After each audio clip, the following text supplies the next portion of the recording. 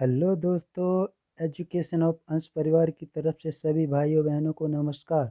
दोस्तों, आज हम लेके आए हैं सीडीपी का चैप्टर नंबर 6, बाल केंद्रित एवं प्रगतिशील शिक्षा की अवधारणाएं। दोस्तों, यह सीरीज़ बहुत ही इम्पोर्टेंट होगी TET exam, UP TET exam या किसी भी स्टेट एग्ज़ाम के लिए। दोस्तों, चलिए स्टार्ट करते हैं। क्वेश्चन नंबर फर्स्ट है दोस्तों, बाल केंद्रित शिक्षा का समर्थन निम्नलिखित में से किस विचारक द्वारा किया गया? बताइए दोस्तों। क्वेश्चन नंबर फर्स्ट का आंसर बी.एफ. स्किनर ने, जॉन डीवी ने, या एरिक इरिक्सन या चार्ल्स डार्विन ने। बताइए दोस्तों, किस इसका राइट आंसर क्या होगा? क्वेश्चन नंबर फर्स्ट का right answer, question number first का है right answer John Dewey. John Dewey अनुसार बाल केंद्रित शिक्षा का विचार समर्थन किया गया है। Next question, question number 2, John Dewey द्वारा समर्थित लैब विद्यालय के उदाहरण हैं। बताइए कौन सा है लैब विद्यालय का उदाहरण? फैक्ट्री विद्यालय, पब्लिक विद्यालय, प्रगतिशील विद्यालय या सामान्य विद्यालय। बताइए इसका राइट आंसर क्या है? क्वेश्चन नंबर सेकंड का राइट आंसर, इसका राइट आंसर है प्रगतिशील विद्यालय।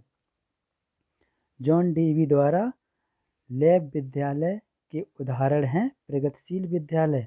चलिए नेक्स्ट क्वेश्चन है, बाल केंद्रित शिक्षा के क्षेत्र में निम्नलिखित में से किस भारतीय शिक्षाविद की भूमिका सर्वाधिक उल्लेखनीय रही है?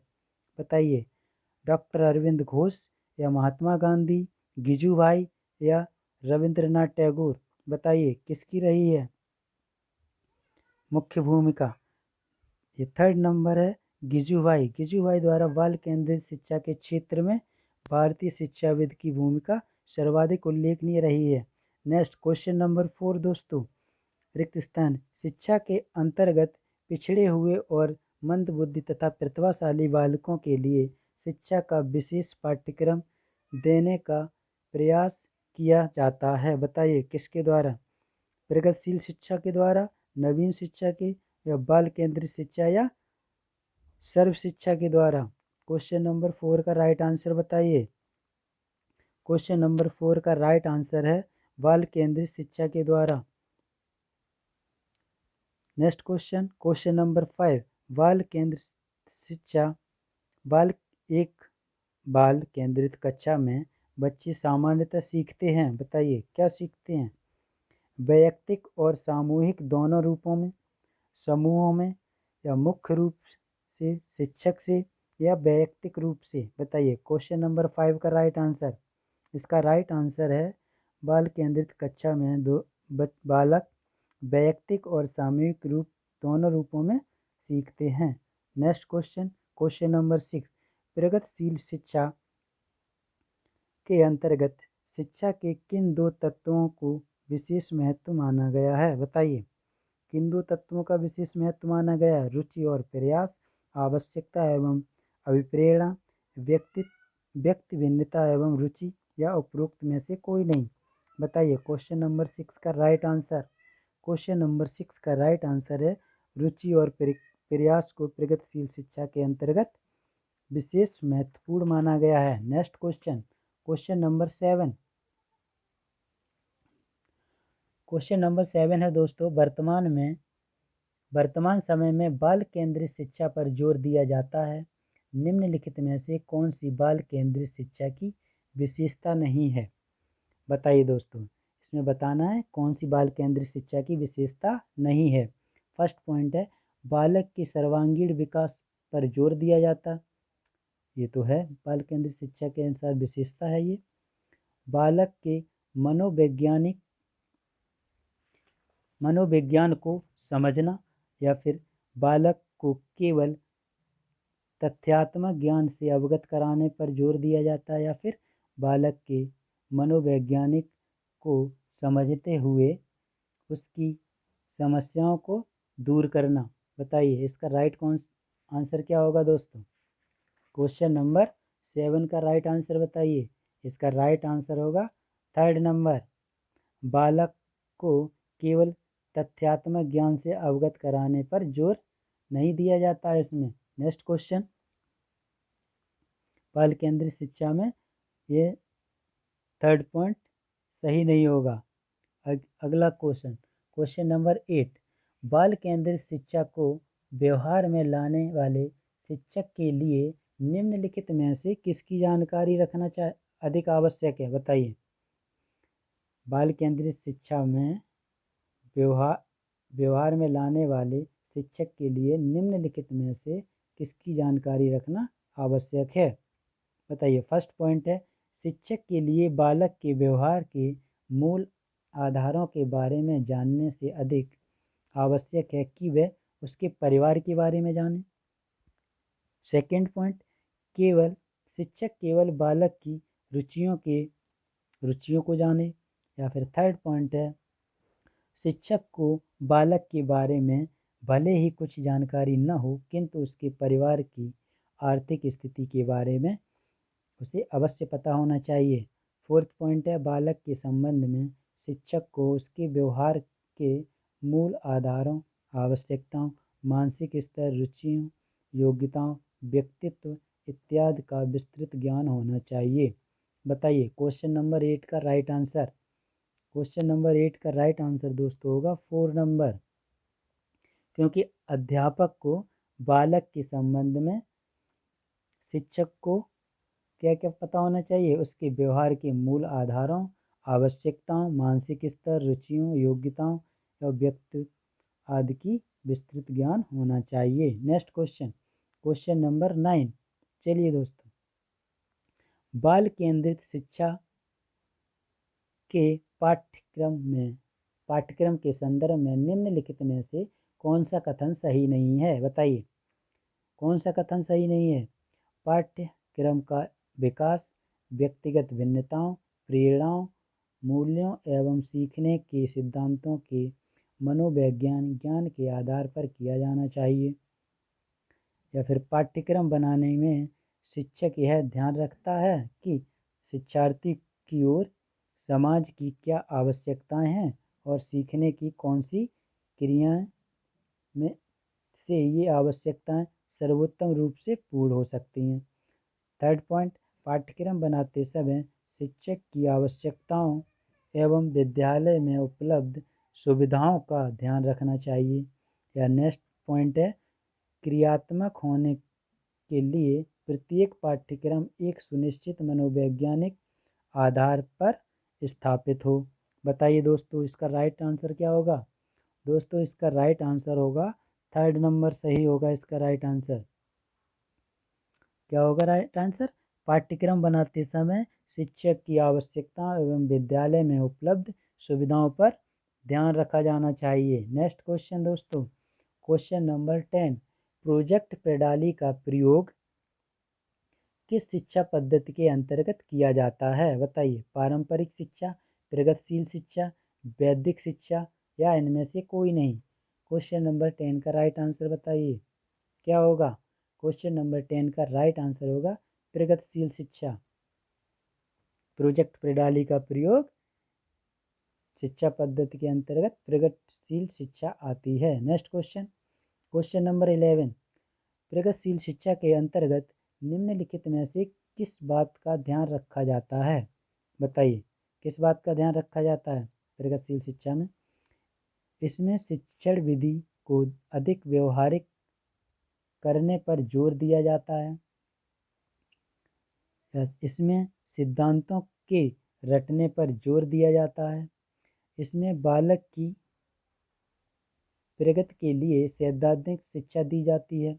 या फिर इसमें केवल बालक के नैतिक एवं सामाजिक विकास पर जोर दिया जाता है। बताइए। क्वेश्चन नंबर 11 का राइट आंसर होगा दोस्तों फर्स्ट नंबर, यह बाध्य करता है, ध्यान में रखा गया है।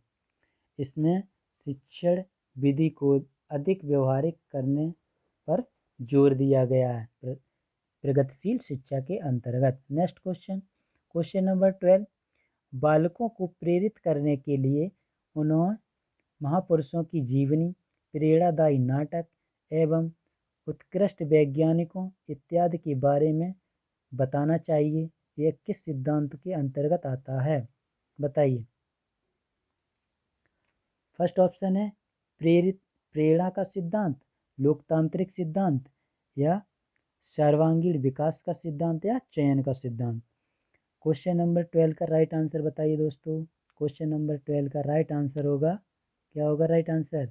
प्रेरणा का सिद्धांत होगा, क्योंकि बालकों को प्रेरित करने के लिए प्रेरणा के सिद्धांत के अंतर्गत यह आता है। नेक्स्ट क्वेश्चन है दोस्तों, क्वेश्चन नंबर 13, प्रगतिशील शिक्षा के संदर्भ में निम्नलिखित में से कौन सा कथन असत्य है? बताइए कौन सा कथन असत्य है।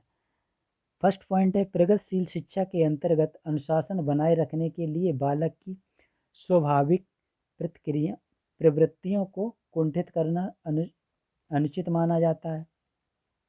सेकेंड पॉइंट है, प्रगतिशील शिक्षा में छात्र को विशेष महत्व है, शिक्षक का नहीं। प्रगतिशील शिक्षा पारस्परिक शिक्षा की प्रतिक्रिया का परिणाम है। या फिर प्रगतिशील शिक्षा में इस बात पर जोर दिया गया है कि बालक को शिक्षा दी जाए वह मानसिक क्रियाओं की विभिन्न दशाओं के अनुसार हो। बताइए क्वेश्चन नंबर 13 का राइट आंसर क्या है? क्वेश्चन नंबर 13 का राइट आंसर है सेकेंड नंबर, यानी प्रगतिशील शिक्षा में छात्र का विशेष महत्व है बल्कि शिक्षक का नहीं। ये बात असत्य है दोस्तों, जबकि प्रगतिशील शिक्षा में शिक्षक का भी विशेष महत्व होता है। नेक्स्ट क्वेश्चन नंबर 14, निम्नलिखित में से किस प्रणाली के तहत बालकों के विश्लेषण एवं पर्यवेक्षण पर बल दिया गया है? बताइए क्वेश्चन नंबर 14 का राइट आंसर मॉन्टेसरी शिक्षा प्रणाली पर या संचारवादी शिक्षा प्रणाली पर या मानवतावादी शिक्षा प्रणाली पर या फिर समाजवादी शिक्षा प्रणाली पर? बताइए किस शिक्षा प्रणाली पर विशेष विश्लेषण एवं पर्यवेक्षण पर बल दिया गया? इसका राइट आंसर है फर्स्ट नंबर, मॉन्टेसरी शिक्षा प्रणाली पर। नेक्स्ट क्वेश्चन दोस्तों,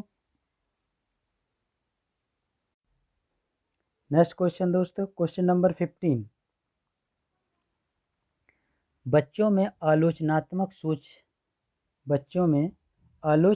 सोच एवं तार्किक कौशल का विकास होता है। इसे किस शिक्षा प्रणाली के अंतर्गत रखा जा सकता है? बताइए किस शिक्षा प्रणाली के अंतर्गत रखा जा सकता है इसे? फर्स्ट नंबर है मानवतावादी शिक्षा प्रणाली, संचारवादी शिक्षा प्रणाली, मॉन्टेसरी शिक्षा प्रणाली या उपरोक्त में से कोई नहीं। बताइए इसका राइट आंसर क्या होगा? इसका राइट आंसर होगा मानवतावादी शिक्षा प्रणाली, क्योंकि बच्चों में आलोचनात्मक सोच एवं तार्किक कौशल का विकास मानवतावादी शिक्षा प्रणाली के अंतर्गत रखा गया। नेक्स्ट क्वेश्चन नंबर 16, सर्व शिक्षा अभियान की शुरुआत किस वर्ष हुई है?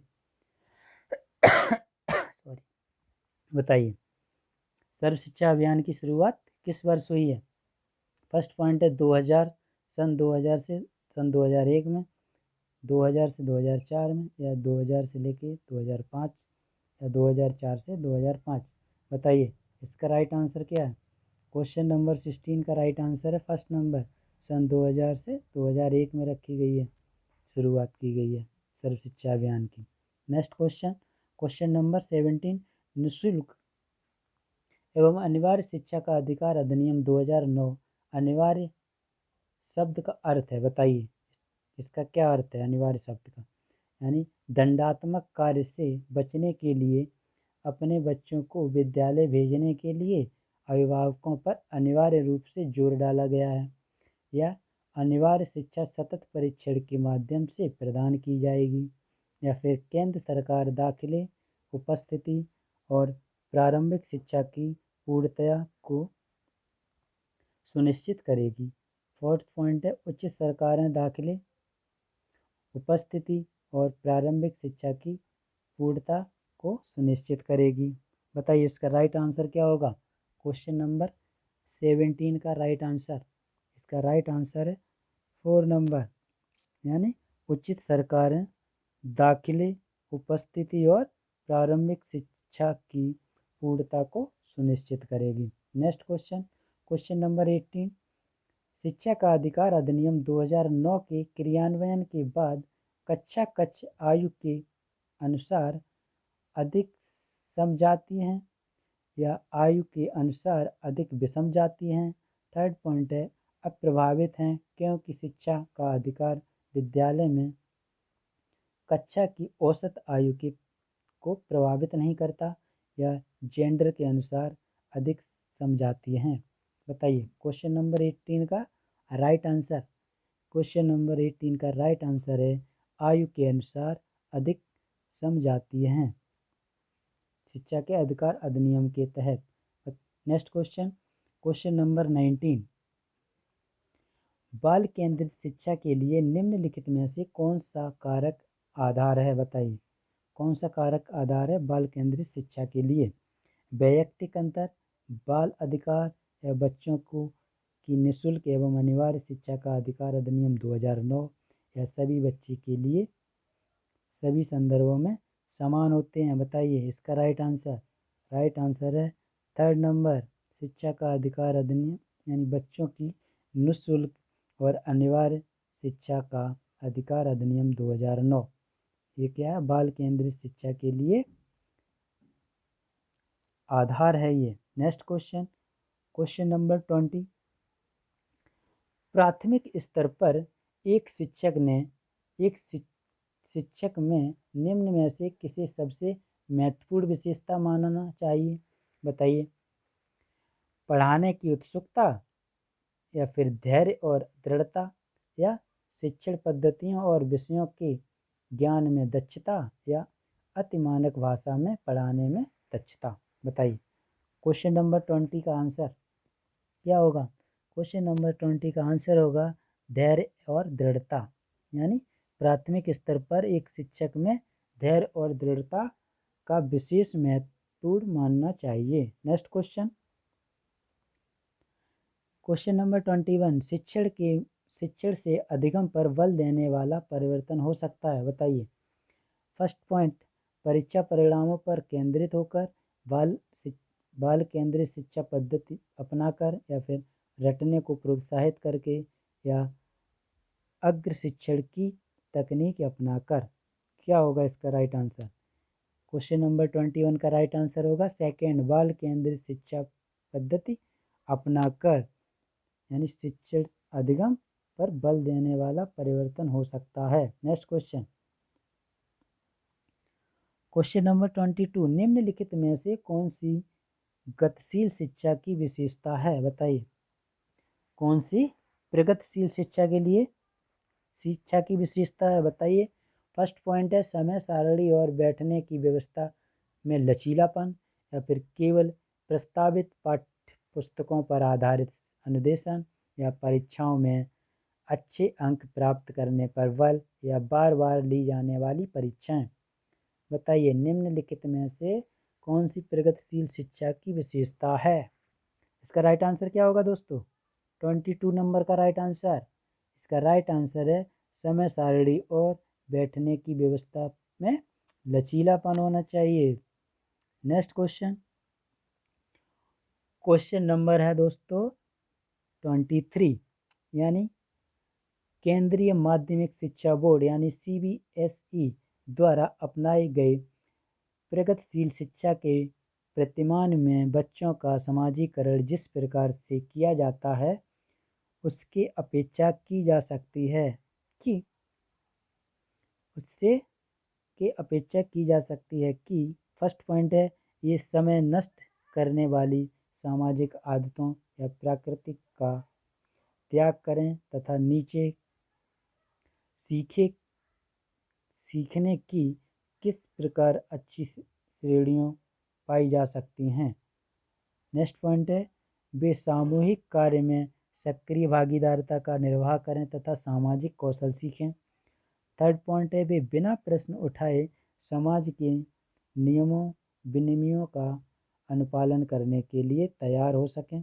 या फिर फोर्थ पॉइंट है किसी भी प्रकार की सामाजिक पृष्ठभूमि होते हुए भी वे सब स्वीकार करें जो उन्हें विद्यालय द्वारा प्रदान किया गया। बताइए इसका राइट आंसर क्या होगा। क्वेश्चन नंबर 23 का राइट आंसर बताइए। इसका राइट आंसर है दोस्तों सेकंड नंबर, वे सामूहिक कार्य में सक्रिय भागीदारिता का निर्वाह करें तथा सामाजिक कौशल सीखें।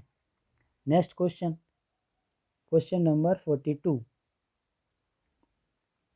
क्वेश्चन नंबर 42 दोस्तों, प्रगतिशील शिक्षा के संदर्भ में निम्नलिखित में से कौन सा कथन जॉन डेवी के अनुसार समुचित है। बताइए। कक्षा में प्रजातंत्र का कोई स्थान नहीं होना चाहिए। सेकंड पॉइंट है विद्यार्थियों को स्वयं ही सामाजिक समस्याओं को सुलझाने में समझ होना चाहिए। थर्ड पॉइंट है जिज्ञासा विद्यार्थियों के स्वभाव में अंतर्निहित नहीं है, अपितु इसका कर्षण संवर्धन करना चाहिए। फोर्थ पॉइंट है कक्षा में विद्यार्थियों का निरीक्षण करना चाहिए कि सुनना चाहिए। बताइए इसका राइट आंसर क्या होगा।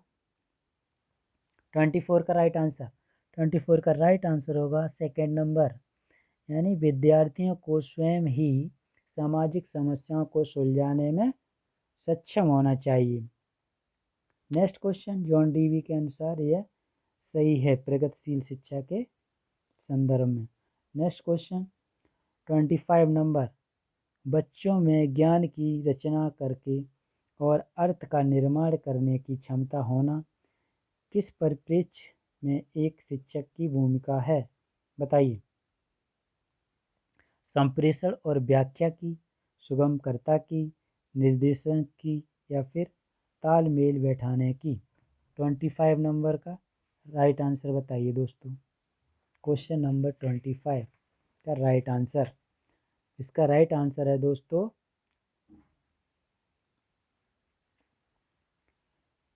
3 पॉइंट थर्ड नंबर, यानी निर्देशनकर्ता की होनी चाहिए।